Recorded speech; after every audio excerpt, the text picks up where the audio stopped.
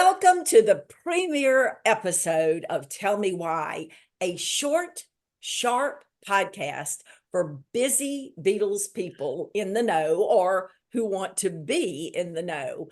I am your host, Jude Southerland Kessler, the author of the John Lennon Series. We are coming up tomorrow on the 38th anniversary of my time researching and writing the John Lennon Series, which is a collection of books telling John's story in very researched and documented format, but as a historical narrative. And I've been so blessed to meet great people through the years, the people of Liverpool, the people that John went to school with and his family. And one of my very, very, very favorite people in the entire story is our guest today.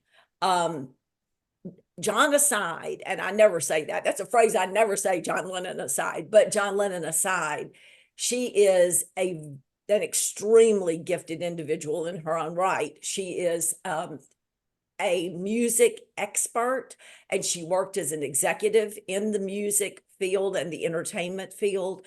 She is an artist and created this beautiful cross in stainless steel, which was John's cross. In fact, in the Bob Gruen picture of him with his New York City shirt on the rooftop of 52nd Street, he has this cross on.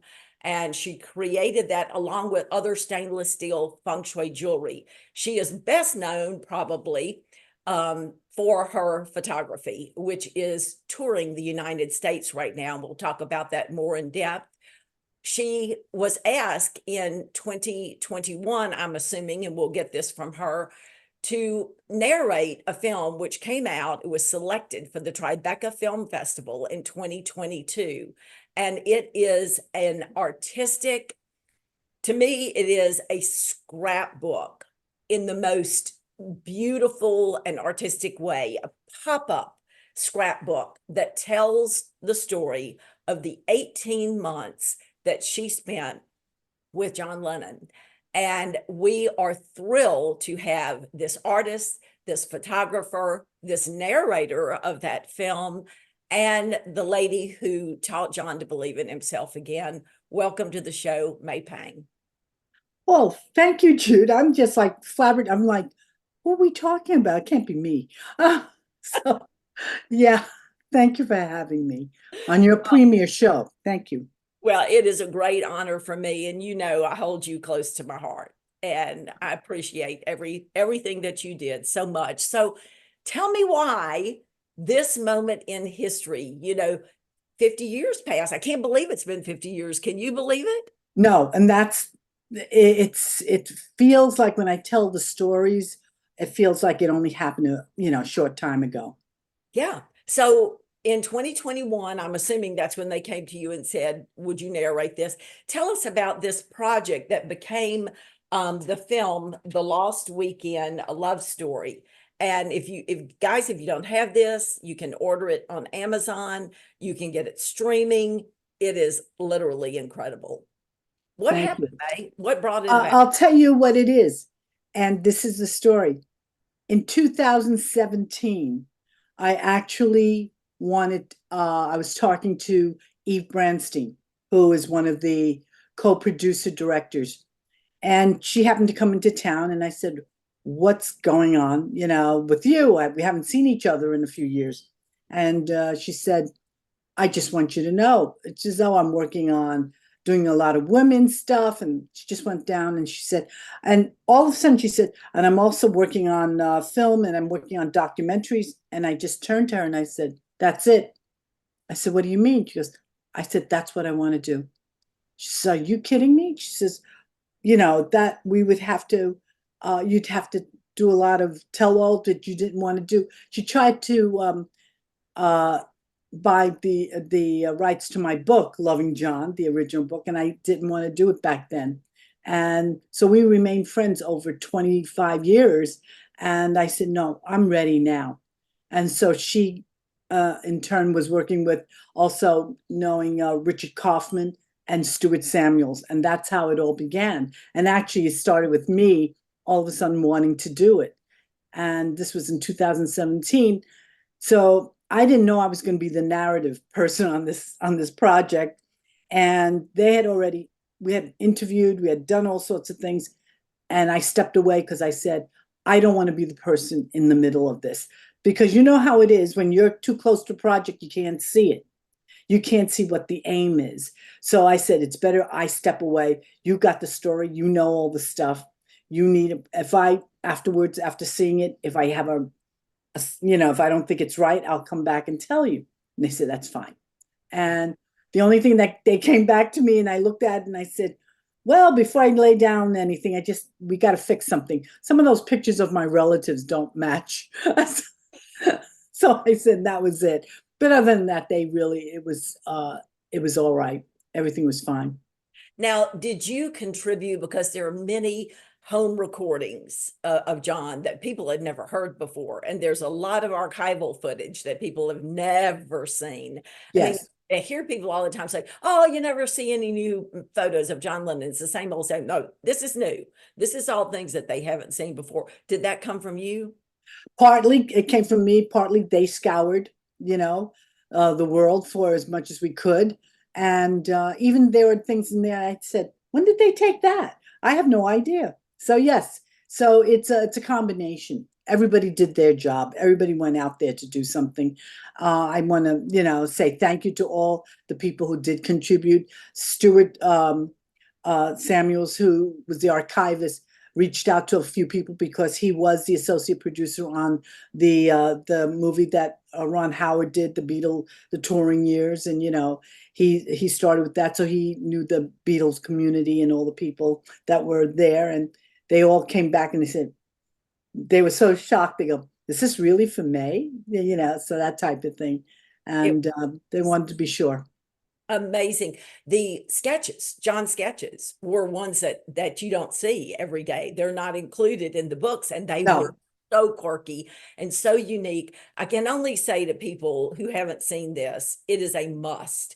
You can be a George Harrison fan, you can be a Ringo Starr fan, but you don't get the full story of who this man is that came up with the idea that he had music in his bones, as Julia told him, and that he should start a band, and that it would be his lifeline. It would be his lifeline because a woman had sent him away, his mother, whom he loved deeply, to live with another woman. It's a story that repeats itself later in his life. But that first woman was Mimi Smith, who was a very strict disciplinarian who never said, I love you. And the second woman was a woman who said, I love you. I care about you. I believe in you.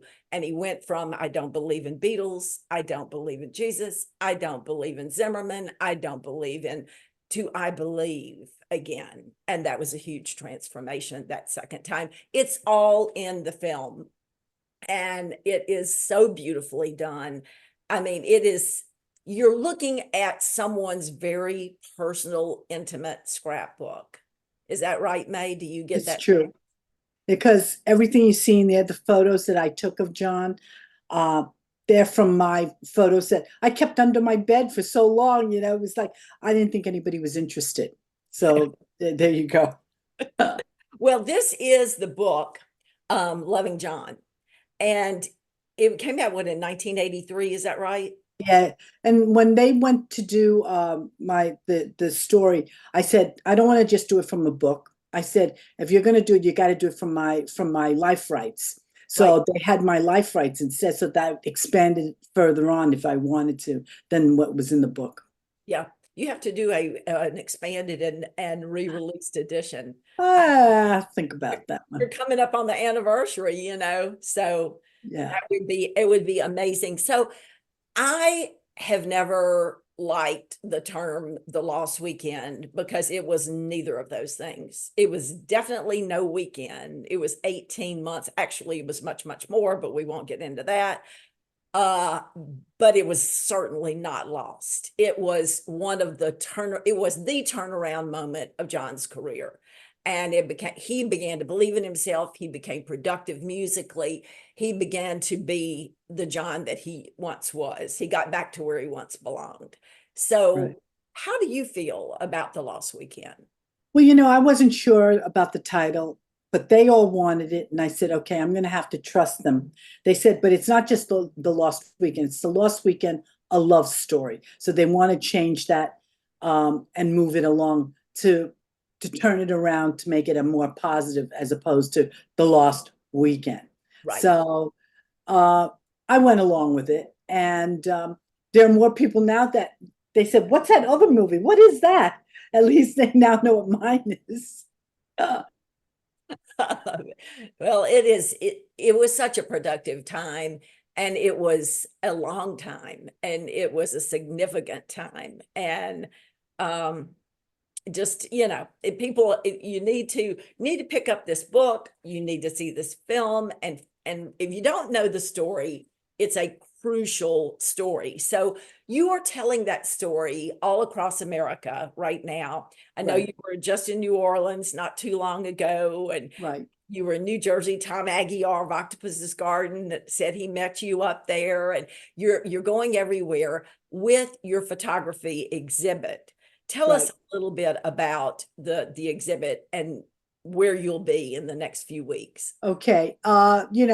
Scott Siegelbaum, who's done a lot and who's worked in working on this art stuff. He's worked on working with Ringo's art, and now he worked with Ron Campbell, and who did the animation for the Beatles on the Beatles stuff. And he traveled. He had been pursuing me for 6 years, saying, "Why don't you want to do this? Why don't we exhibit your stuff?" And I said, "No, I'm not ready." And in the meantime, he didn't know I was working on the movie. Right. So I said, no, I'm not ready. And I wasn't. And even knowing that the movie was coming out, I wasn't sure. And he said, come on, you got to do it. And I started to think about it. I said, this is now maybe the time. Like I said, after 6 years, it was like coaxing me into doing it and thinking, maybe this is the time. Maybe this is the time to see the John in time with the movie, that people will see that other side of him and see another side that nobody ever gets to see. And it was very quick. And he says, you're giving people an experience that they won't get anywhere else. I mean, the questions, people are burning to ask certain questions that only I can answer. So, and you know what? I've met hundreds and hundreds of people, and they've been absolutely fantastic. Everybody overjoyed in the fact that I go to these places and talk with them. I spent hours out there with everybody. So it's not like you get 5 minutes and I'll see you around. I'm there at an exhibition place the whole time. The whole, if it's 8 hours, I'm there the full 8 hours. So they get a chance to talk to me the whole time. That's amazing. What is one of those questions that they ask you that they're dying to ask? Well, the most obvious, and I try to get them to say everything else. The first one is, what was John like? Yeah. And that's a very broad question, because what was John like? And John used to say about himself that he was a chameleon or chameleon. He says, I don't know how to pronounce that word. So I used to laugh. And that's what he was. He'll be whatever. But you know what? He was so talented. He was insecure. He was everything. And then I get then the other question I would get, have you ever met the other Beatles? And then I said, well, if you look at the photographs, they're all in there. So then another one would be, have I ever seen him write a song? Which of course I have many times. And it's that type of thing that they just want to know. They want to, and I get people would say, can I give you a hug? Because this is the closest I'll ever get to a Beatle, to John. And I've seen many tears come out of many people's eyes. Yeah.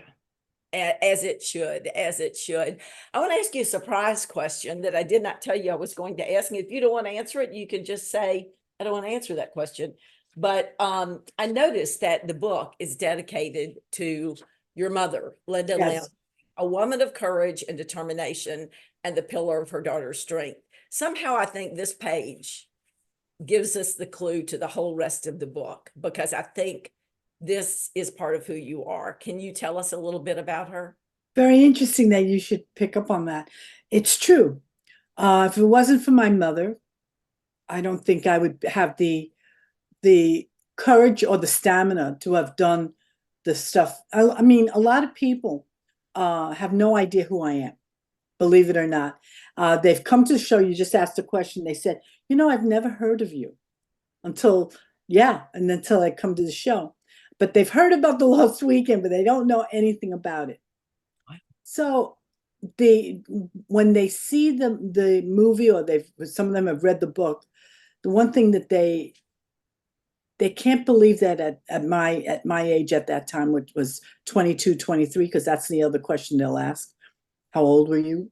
And they said that I had the understanding to taking care of a situation. And yes, it's because of my mother, because I had to grow up fast.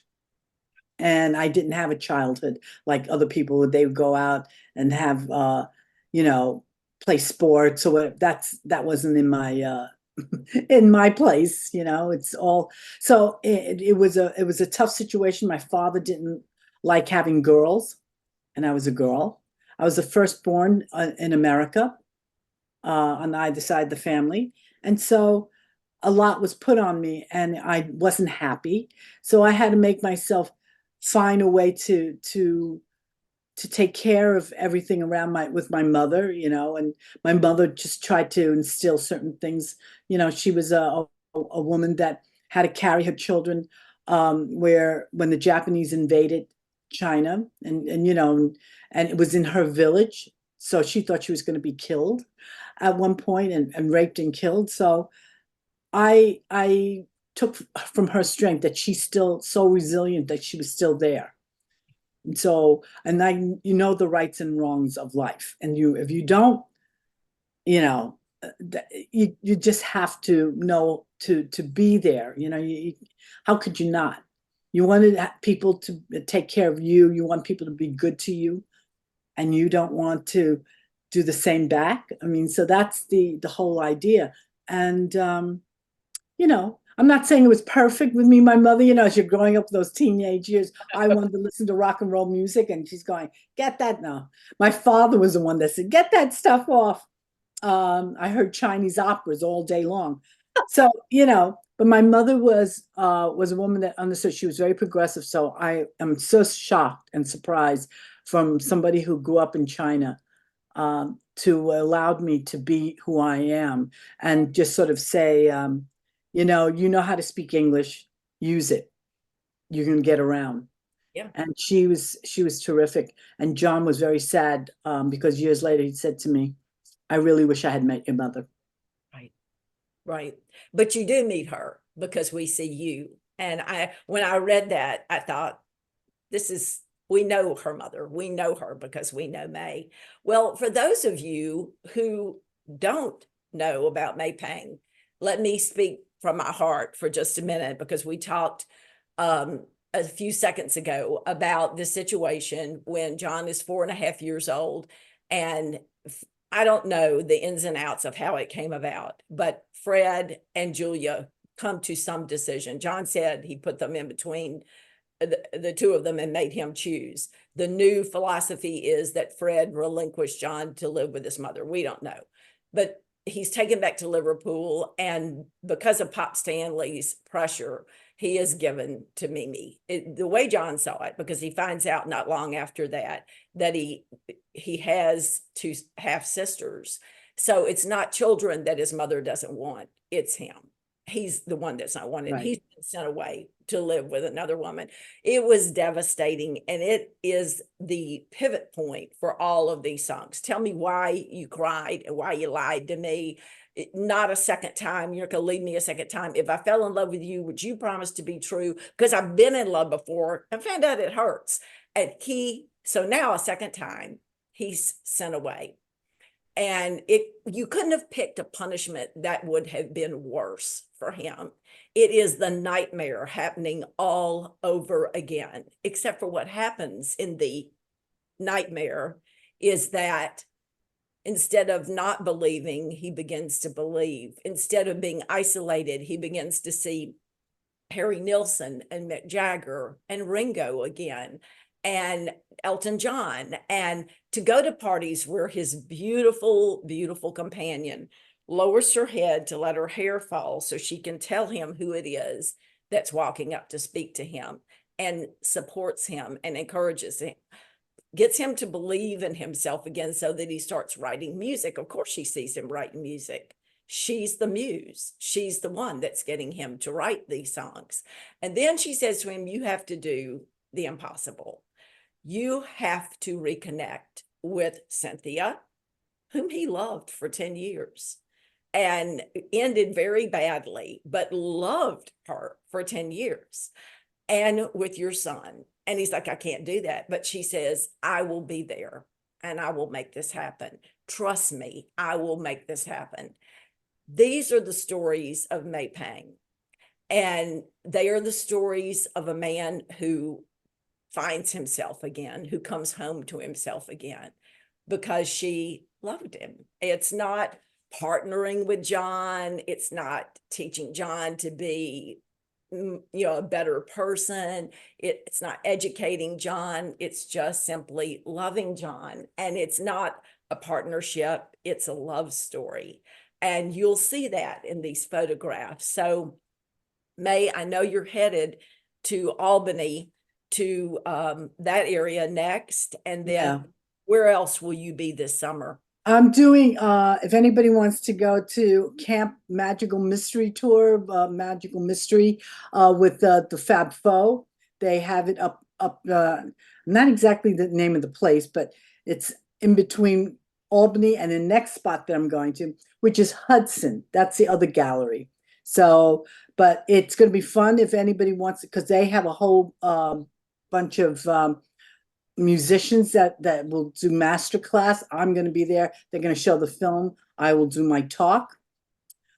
So they have, I saw John Sebastian, Earl Slick, the Fab Four. So there's a whole group of people. If anybody wants to spend a few days up at the camp and learn some stuff from those guys as well. So and a few other people.